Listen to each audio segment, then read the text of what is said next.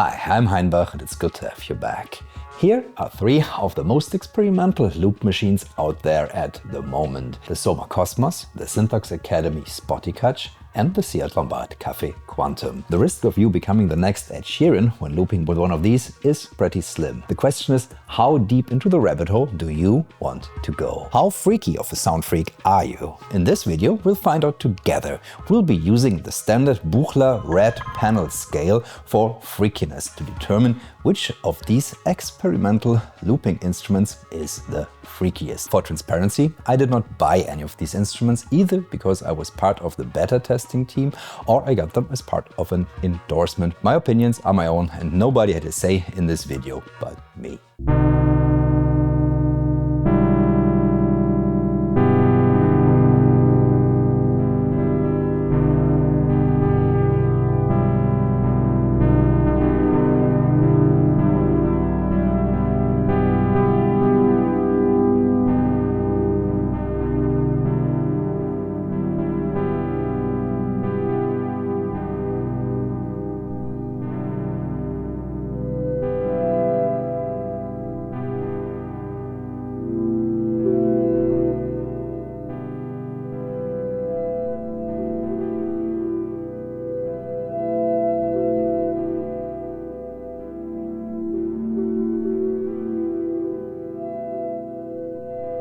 You will notice that none of the units I feature here call themselves Looper.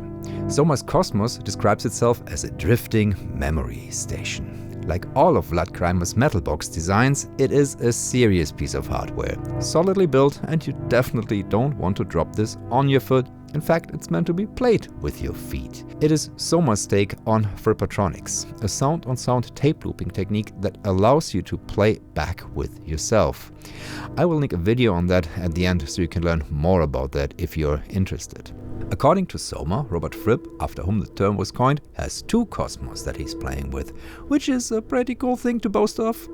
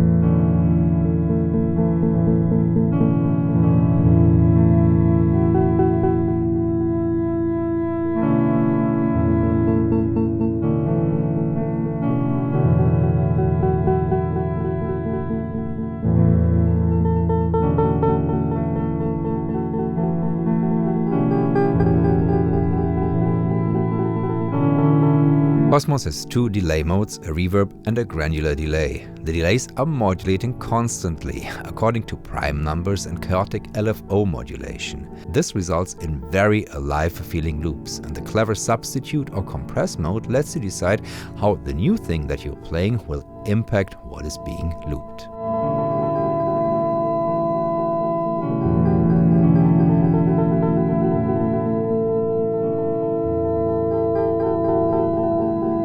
Forget about syncing. Cosmos creates vast clouds of ambience you can shape to a degree, but also feel outside of your control in a positive way. It sounds very hi-fi, and it's really hard to make it sound bad. I used it on my album Breve to create background atmospheres from monophonic on Lioline lines.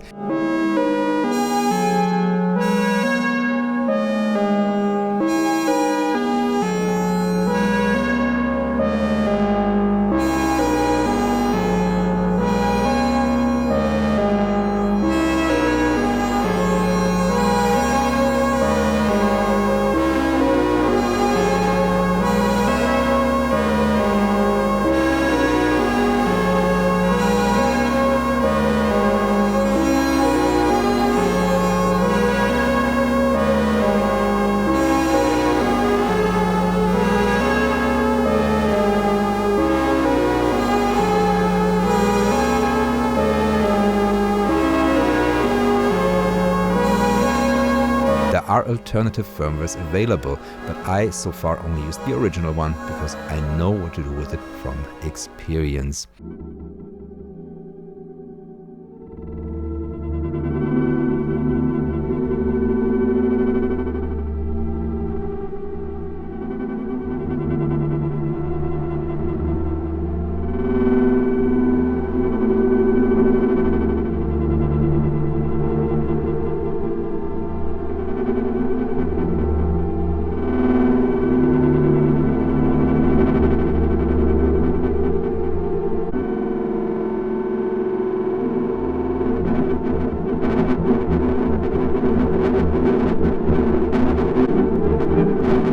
Of the freaky loopers I feature here, Cosmos is the most normal.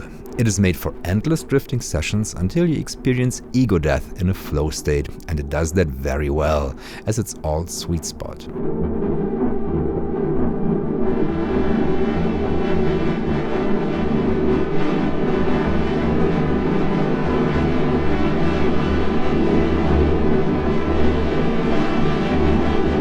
If you're new to experimental looping, this is a very good choice. Also perfect for people that need two hands to play their instruments and can't be twisting knobs while playing.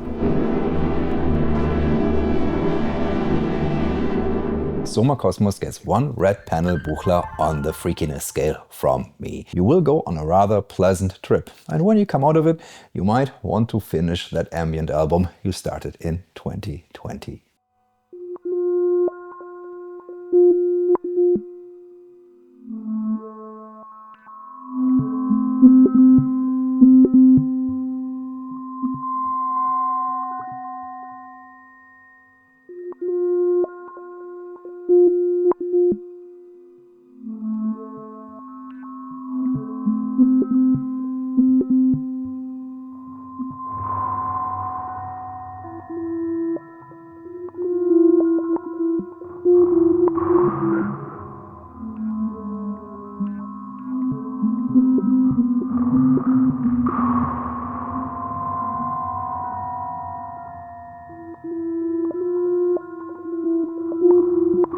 Spotykach is a traditional Ukrainian drink, usually made from vodka infused with fruits, herbs and sugar, resulting in a sweet aromatic liquor-like spirit. The name comes from the word meaning to stumble. It's so smooth and sweet that you don't feel how strong it is until you try to walk.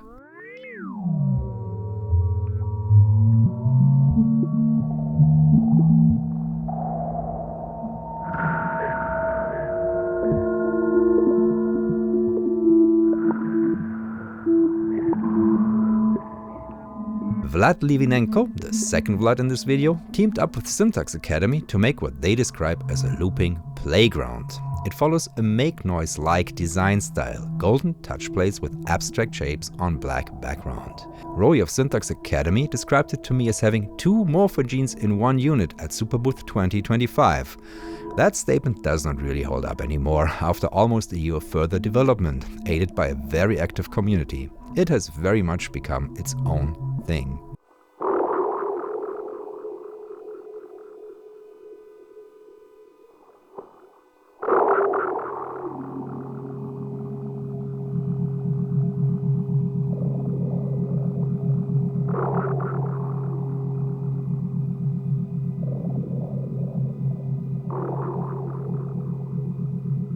To me, it feels like sitting in a very well-stocked experimental radio studio in front of two Springer machines, specialized tape machines that allow you to vary speed and play tempo separately.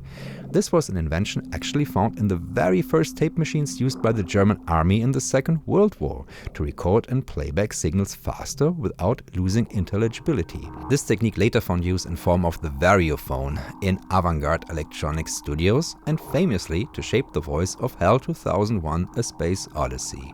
Daisy, Daisy.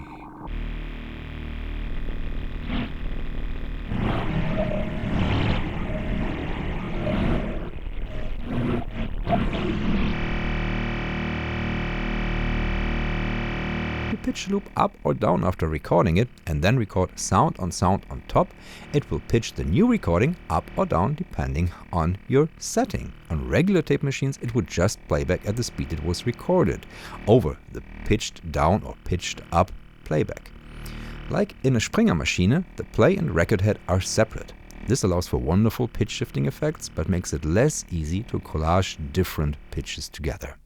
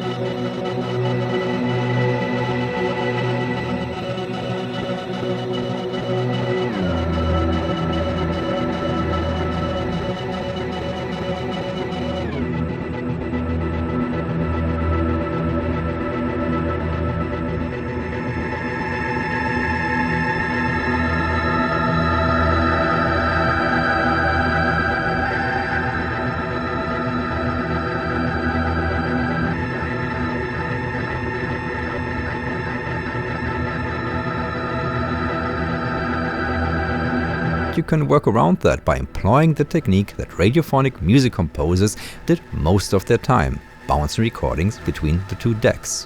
You can have one deck listen to the other and record, and also then have the first deck record what is playing on the second deck. And in a short while you get wonderfully twisted and exciting soundscapes impossible to imagine or plan ahead, but easy to create in the human to Spotykach stumbling interaction.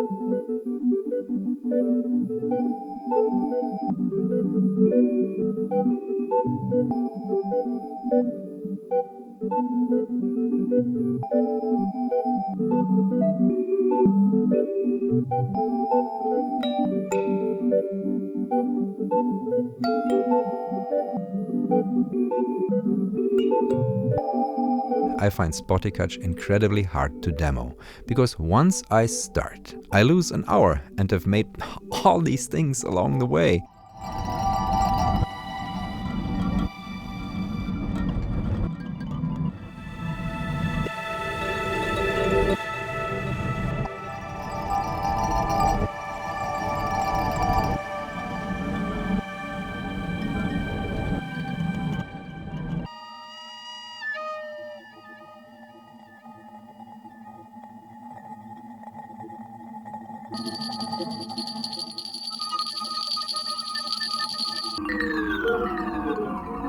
Here's a highlight reel from just one session. You can find the unedited one on my Patreon.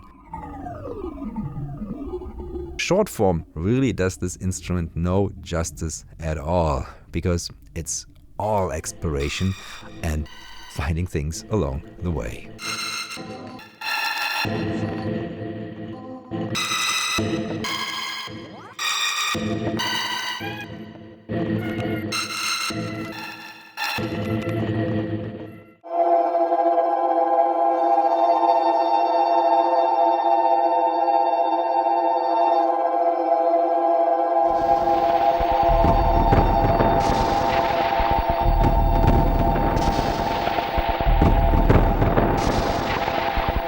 Spotykach can also save and load samples. I made a pack and you can download it for free and enjoy. It's all sounds taken from the massive amount of samples you can get on my Patreon. This makes it possible to play Spotykach without any input, on the go, powering it with your smartphone.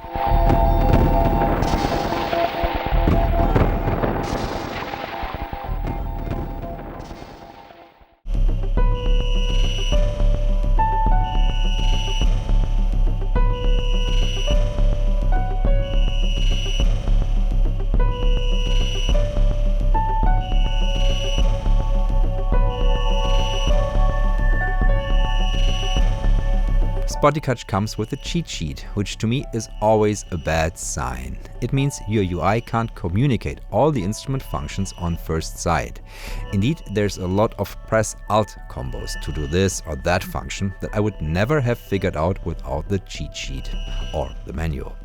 This means you need to learn how to play Spotykach. Luckily, the interface language is mostly consistent, but if you don't play it all the time, there's the danger you might forget how to do things, and then you will be scratching your head on how it works. That's a source of frustration and maybe a negative against the more abstract design of Spotykach. Despite of that, I find Spotykach absolutely wonderful. It is indeed a playground, and I feel the designers themselves will be surprised by what people will do with it.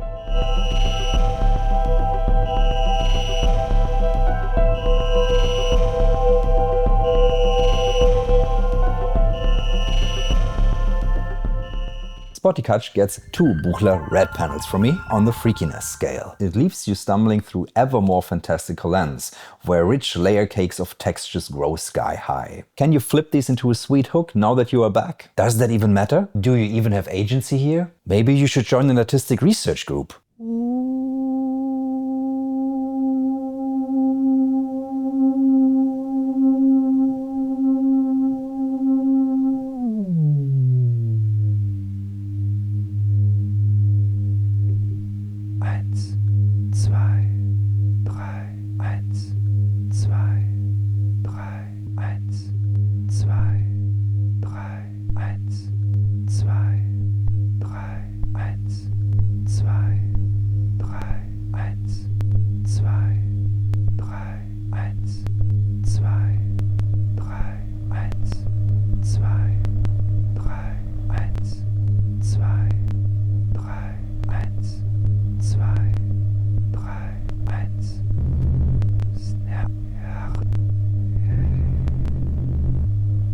Complaining about the cheat sheet with Spotykach feels ridiculous when you look at the Cafe Quantum.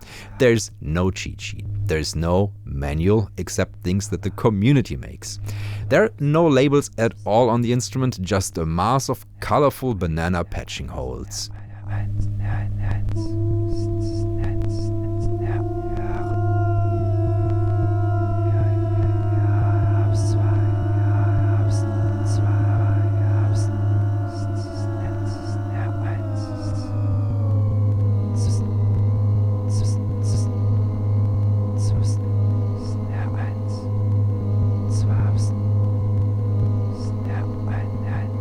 The Cafe Quantum is one of 3 versions of the update to the Ciat-Lonbarde Cafe Quantum. I started this channel by posting my rehearsals with the Coco and even made a record on opal tapes called Songs for Coco. So I was very apprehensive of any update to my beloved instrument. Hence, I was happy that I got to give some small feedback alongside the development process of the Cafe Quantum.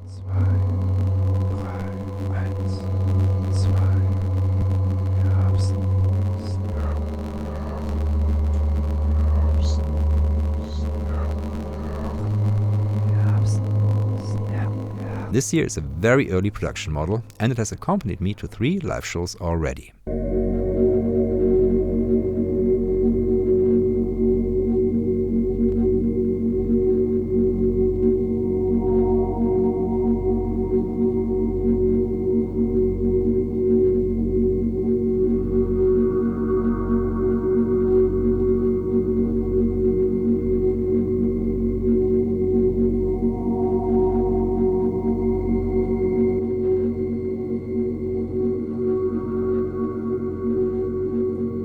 The Cafe Quantum is like a workstation for abstract electronic music. You have 2 loopers, the Cocos, that can now also act as lo-fi feedbacking reverbs, the Contussi, a 5 analog oscillator section in the middle, and mic and piezo pickup preamps with envelope followers. 2 stereo mini jack in and 2 stereo mini jack outs plus 2 banana ins allow for a lot of interconnectivity. For me, like its predecessor, it has replaced the mixer in my live sets. And due to its lovely sound when driven, it's the last thing I use before going into the PA.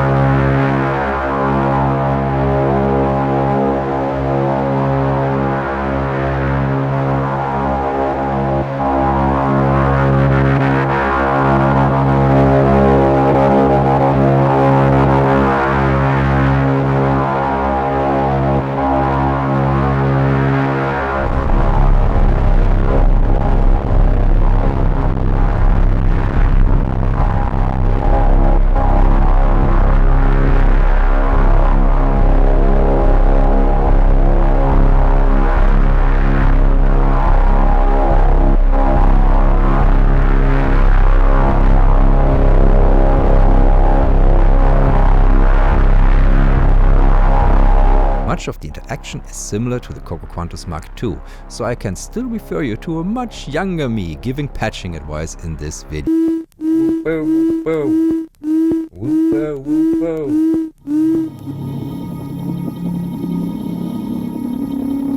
Gone is the very crushed, glittering 8-bit sound, and it's been replaced with a more gentle 12-bit tone. That gives you much more headroom to craft collages and a very different sound.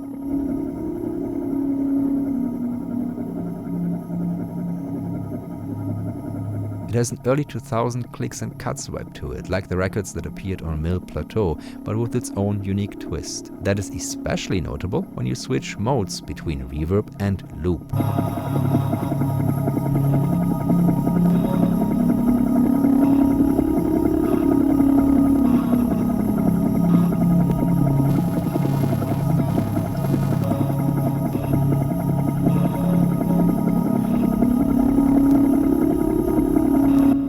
There are a lot of tiny ASMR glitches that happen that sound brilliant when put on record.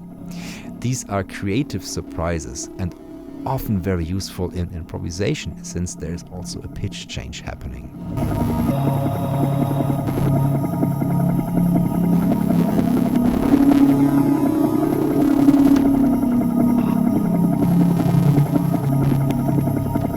Having played this live, I feel it's much easier to play the Cafe Quantum than the Coco Quantus. There are moments when I miss the wonderful glitter of the Coco, but the reverb alone makes up a lot for that. Also, the preamp just sounds amazing. It's proper heavy, especially with bass.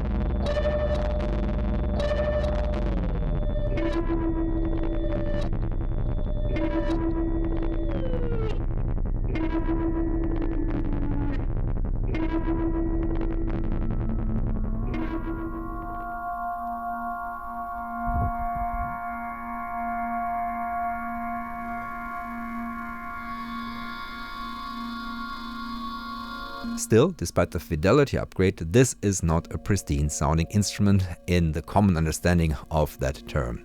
It is digitally noisy, but it also has a very analog vibe when you drive it. For me, the Cafe Quantum is not lo-fi, it's a different fidelity, different fi. Diffi? Maybe diffi. It's diffi. It's unique. What also sets it apart from the other instruments in this video is that this is also a sound generator.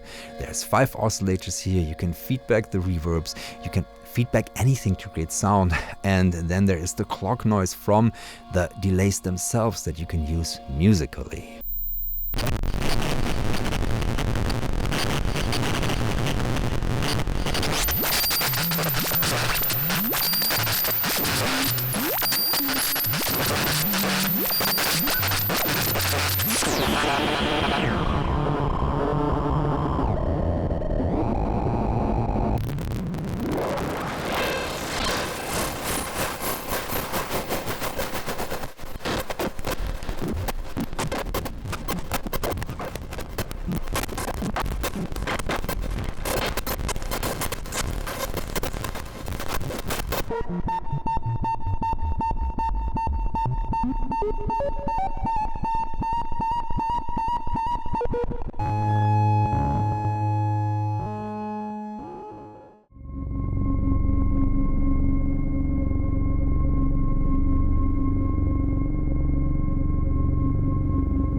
The best tip I can give you when playing the Coco Quantus is that you should be unafraid of pushing every part of it.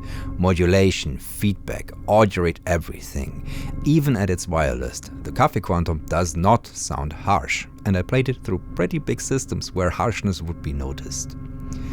Looping with the Cafe Quantum is all about exploring the limits of digital. You will hear the medium it's recorded on. You have to love the aliasing and the artifacts to enjoy the Cafe Quantum. It sounds very different to record into 12 or 8-bit for that matter than applying an effect after. But it's very different from the clean sound of Cosmos and Spotykach, who both run at 32-bit internally.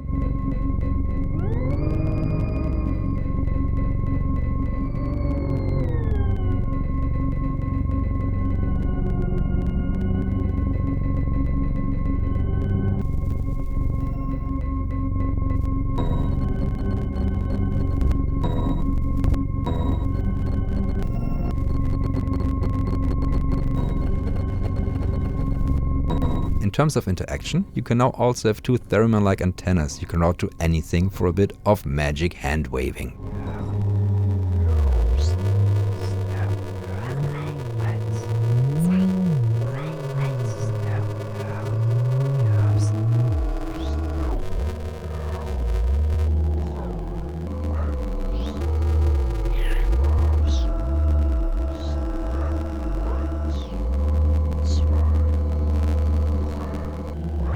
There are 2 things that I find a bit baffling. The Quantusi is now only 2 instead of 3 speeds, and there is an octave or so missing between the 2 settings, so there is no upper bass from the oscillators, which is sad for drones. Then there are no dedicated banana outputs for the loopers anymore. Can't easily bounce between decks like you do on Spotykach. You need some sort of stereo jack to dual banana adapter from one of the dual outs for that, unless...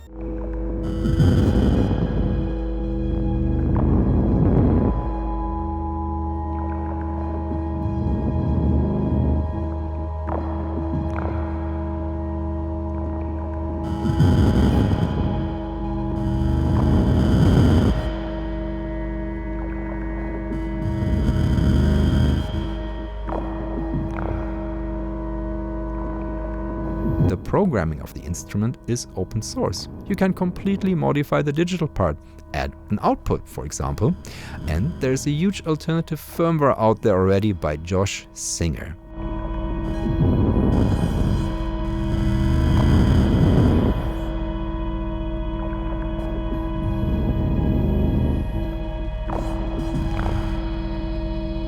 The Cafe Quantum is now open for business for everyone to make it a thing that suits them, and I find that beautiful.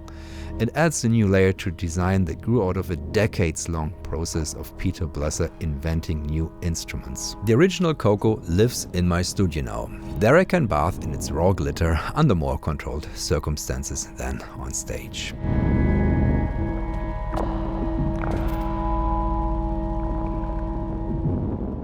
Ciat-Lonbarde Cafe Quantum gets 5 red panel buchlas from me on the freakiness scale. It will make you turn off beat markers in your DAW. To get off the grid, man. DAW-less is meaningless. You are now just a bit bashing against Nyquist.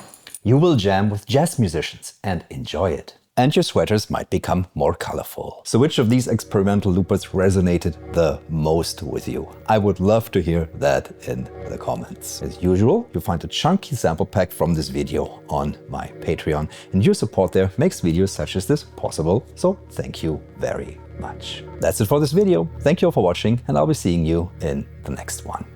Bye.